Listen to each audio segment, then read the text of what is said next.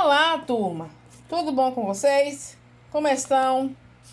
Todos bem? Graças a Deus. Bom, turminha, como vocês já receberam, né, o avisozinho informando, né, que esta unidade nós vamos trabalhar um pouco diferente, né, trazendo inovação, né, essa diferença, graças a Deus, vem trazendo inovação para vocês, onde vocês terão a avaliação virtual, diferente e interessante, certo?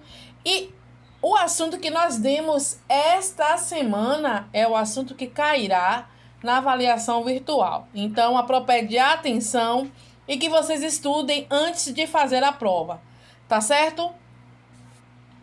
Bom, a nossa aula agora é sobre heranças culturais, assunto que está no módulo de história de vocês, tá certo? Vamos lá? Um costume, um ritual, uma receita, uma forma de fazer pode ser transmitida de geração para geração. Na maioria das vezes, esse conhecimento ele é passado oralmente. De que forma? Através de histórias, né? De relatos, não é mesmo? Em outras, é registrado, né? Textos, imagens, vídeos, receitas, não é isso?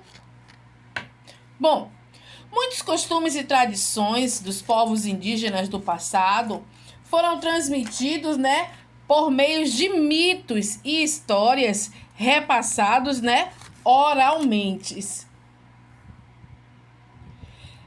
Vamos falar um pouquinho sobre as heranças indígenas?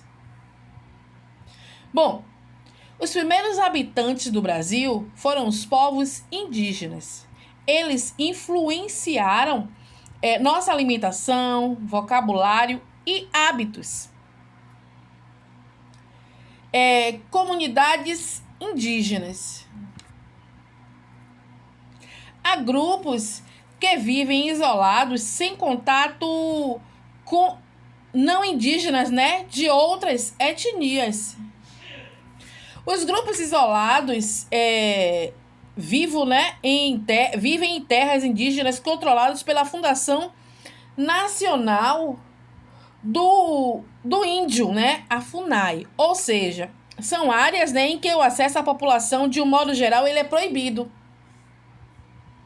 Aqui está o exemplo do povo corubo. Como não há contato, muitas vezes eles se desconhecem, como alguns povos se denominam, né? Que é o caso do corubo, eles são chamados por outros indígenas, não é isso? Muitos indígenas vivem em cidades, né? Que é o contrário dos que vivem isolados. Sejam em grupos ou sejam individualmente. Há indígenas mais integrados, né, à vida urbana, frequentando universidades, trabalhando em empregos, né, registrados, vamos dizer assim. Mesmo longe da natureza, vários desses, eles têm se esforçado para manter suas tradições. Vamos falar um pouquinho sobre o modo de vida indígena? A caça, todo mundo sabe, né, é uma das formas de os indígenas obterem o seu alimento. Falando do modo de vida tradicional deles, que retiram da natureza, né, os alimentos e materiais indispensáveis às atividades diárias. Há grande diversidade cultural entre os povos indígenas, o que pode ser percebido na produção de alguns objetos e na pintura corporal. Vamos descobrir alguns objetos? Geralmente, os indígenas, eles produzem objetos necessários para a própria sobrevivência e para a prática de rituais.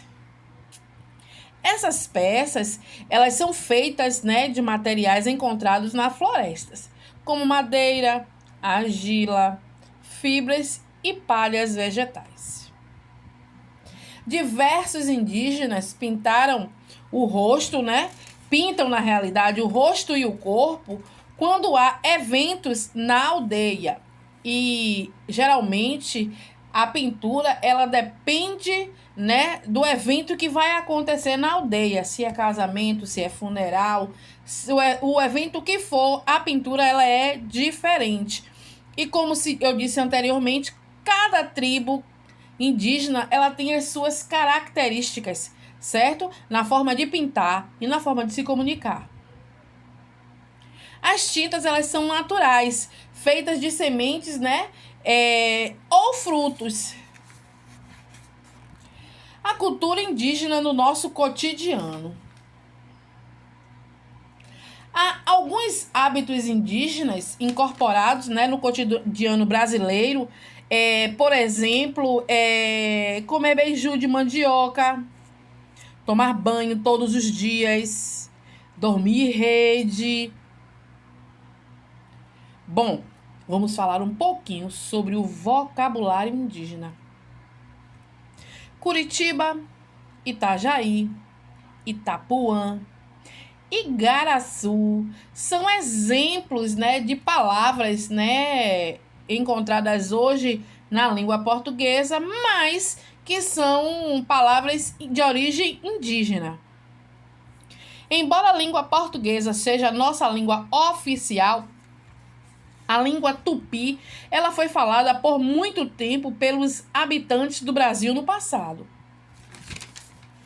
Como os primeiros povos indígenas que os europeus, né, encontraram ao chegar ao litoral brasileiro falando tupi, esses europeus, eles aprenderam a língua e incorporaram muitas palavras ao idioma português. Somente mais tarde, os portugueses conheceram povos indígenas que falavam outras línguas. Atualmente, há mais de 150 línguas indígenas conhecidas no Brasil. Bom, galerinha, essa foi a nossa aula de história. A ProLembra, estudem bastante para fazer uma boa avaliação, certo? Beijo no coração de vocês e até a próxima aula.